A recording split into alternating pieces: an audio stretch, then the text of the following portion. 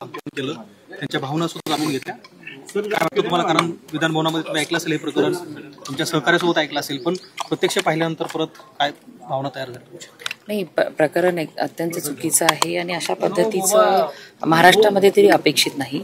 परंतु महाराष्ट्राचे मुख्यमंत्री आदरणीय देवेंद्र फडणवीस साहेबांच्याकडनं माझ्यासह सगळ्यांना अपेक्षा आहेत की देवेंद्र फडणवीस साहेब या कुटुंबातल्या व्यक्तींना न्याय देतील आणि यापुढे अशी घटना महाराष्ट्रामध्ये घडणार नाही, अशा पद्धतीचा न्याय मिळेल. शिक्षा जर कोणी पोलीस यामध्ये सहभागी असतील किंवा कुणाच्या वरदहस्तामुळे एवढी डेअरिंग ह्या तरुणांची झाली तर त्याचा सुद्धा तपास लावला जाईल आणि त्यांना सुद्धा शिक्षा होईल.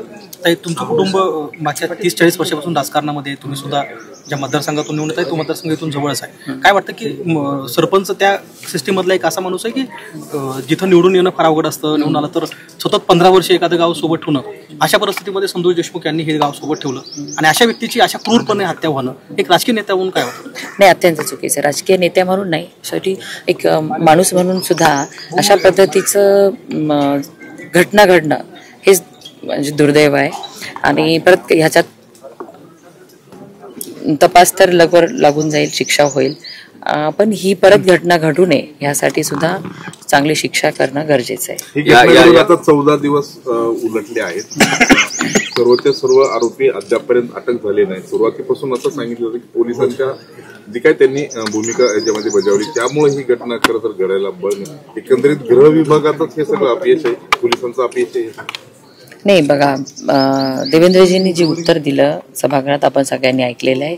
आरोपी अटक झालेले आहेत, जे राहिलेत त्यांना सुद्धा अटक केल्या जाईल आणि जे कोणी पोलीस ह्याच्यामध्ये दोषी होते त्यांच्यावर कारवाई झालेली आहे आणि जे आणखीनही पडद्यामागे असतील त्यांच्यावर सुद्धा कारवाई होईल आणि एसपींची सुद्धा तात्काळ बदली करण्यात आलेली आहे. त्यामुळे आता यापुढे बीडमध्ये असे प्रकार घडणार नाहीत.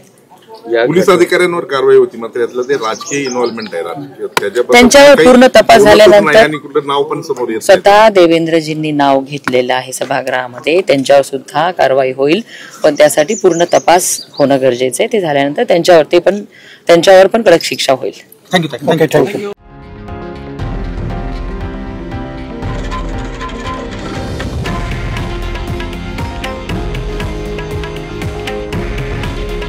हे आहे देशातील नंबर 1 न्यूज नेटवर्क आणि आपण पाहत आहात TV9 मराठी. काळजी तुमची, हित महाराष्ट्राचं.